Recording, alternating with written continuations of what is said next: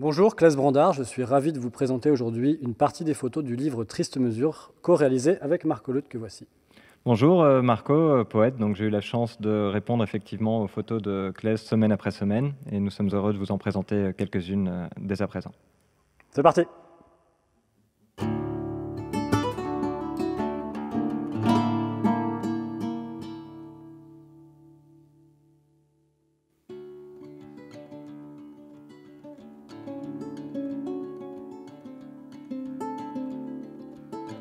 Triste mesure.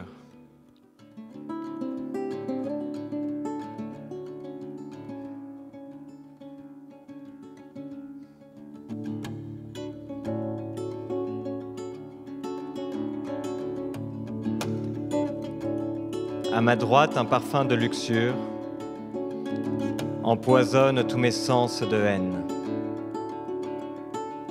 Mais c'est dans cet air de démesure que je brise le fer de mes chaînes. À ma gauche, un pauvre vieil homme vomit la soupe que son estomac, bien trop vide, ne supporte pas. Mon ventre crie, ma chance m'assomme. Devant moi, les visages filent, anonymes, hautains et sévères. Mais dans ce paysage s'exprime, sans fin, le mime du grand mystère. Derrière moi, le temps s'efface. Le vide m'invite à réinventer des remèdes contre la démence, des gardiens et des prisonniers.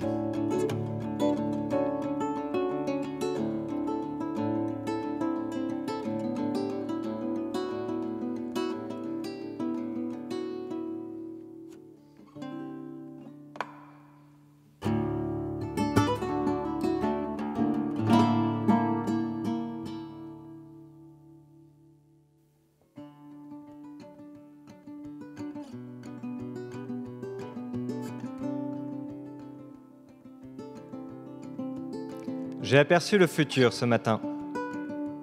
Rieur, joueur, un brin bagarreur. Il m'a fait un signe de la main. Je lui ai souri avec ferveur. Distrait par des choses insensées, je le quittais des yeux un instant, assez pour qu'il s'éclipse d'un trait, l'absence laissant place au néant. Lorsqu'au soir enfin la vue me fut rendue, je pus le contempler en face, au présent,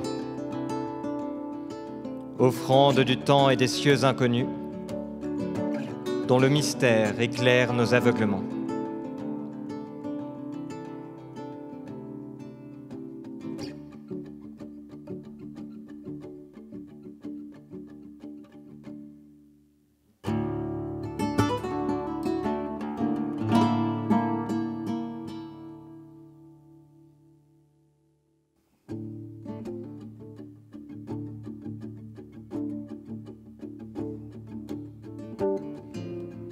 La force est là, à peine perceptible. Certains l'appellent destin, mais la nommer, c'est déjà manquer la cible. Elle est là qui fulmine, tapie en un coin. Elle gronde, elle piétine, prête à jaillir au creux des quotidiens. On perçoit son grondement traversant nos vies, sauvage et voluptueux animal, dompté à mesure que l'on envoie l'esprit.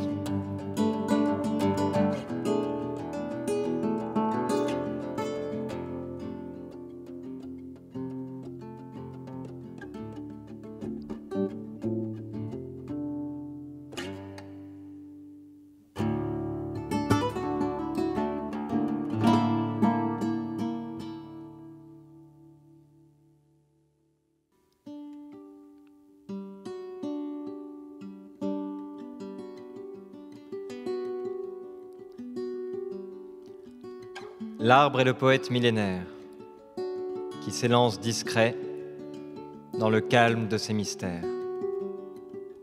Il parle le langage de la terre et dispense son amour par l'essence de sa présence. L'arbre est le mage lunaire qui transpire sans cesse son amoureuse colère. Il parle la langue des oiseaux qui s'élèvent à chaque instant en symbiose avec les éléments. L'arbre est le sage étrange dont les racines plongent au plus profond de nos mémoires. Il parle à travers le temps et ses alliés s'appellent la mer, le feu et le vent. Dans ses songes, il réveille le tremblement des terres et les flammes des volcans. L'arbre est l'ami solitaire qui se lasse de nos aveuglements.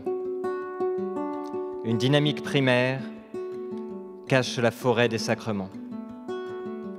Il parle en silence d'amour et ses lumières uniques accordent nos âmes à l'instant.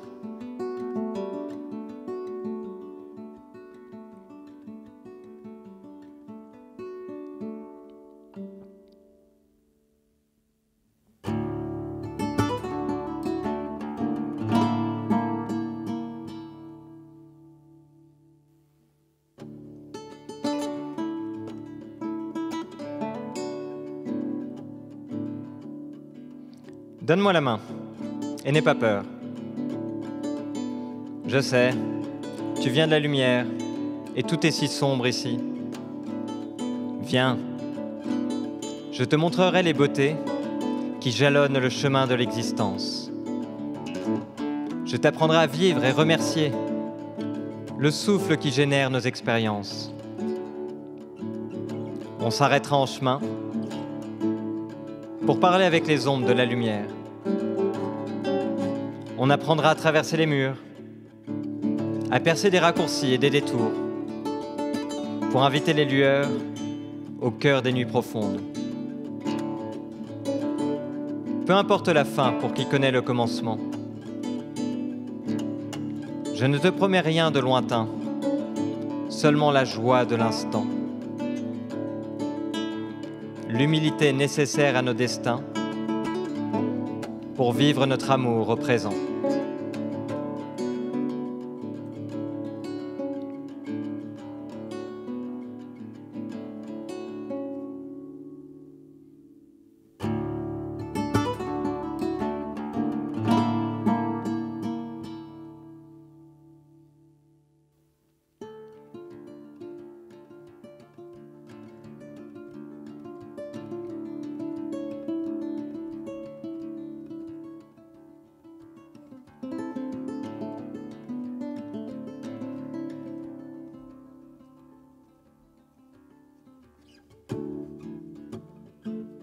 Faut-il être ivre pour parler d'amour, de mort et de poésie?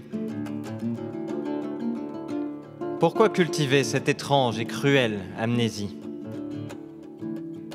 Qu'à cela ne tienne, trinquons, pour nous libérer des poisons de l'indifférence et du cynisme, des excès de la raison. À notre guise, de cultiver la joie à toutes ses sources, ou de succomber aux vaines routines qui essoufflent.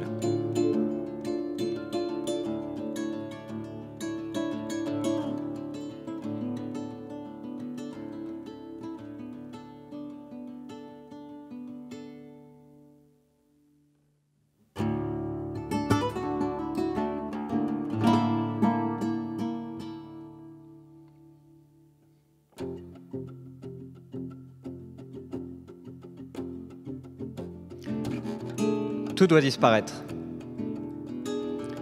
Esthétique subvertie, à la vitesse des ventes qui s'enchaînent et qui enchaînent entre le miel et l'acide. Tous en boîte, formatés, prêts à servir l'absurde de prises et de chiffres frelatés. transpirant leur cynisme sur les murs. Labyrinthe marchand, où même l'amour se vend, mais ne s'achète jamais. Où l'horreur distrait et la beauté ment. Tout doit disparaître.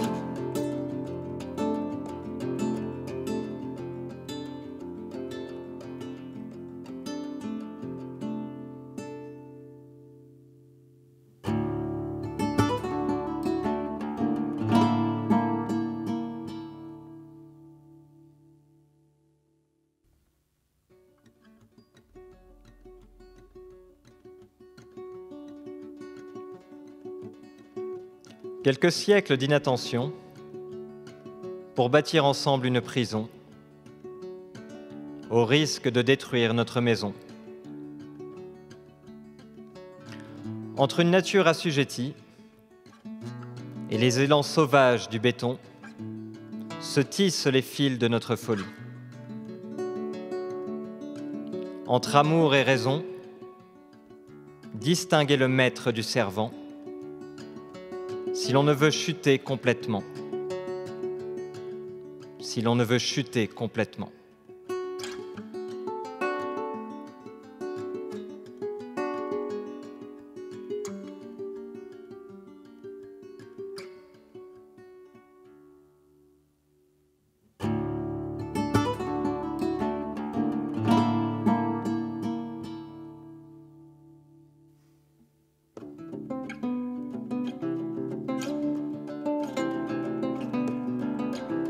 L'esprit au bord du gouffre, tu perçois l'abîme qui t'invite. Au dehors de ta caverne d'ombre, tu ne sais rien. Au creux de ton esprit de lumière, le sens des lendemains. Vas-tu persévérer vers ta chute ou te mettre à l'écoute de l'infini? Ou te mettre à l'écoute de l'infini?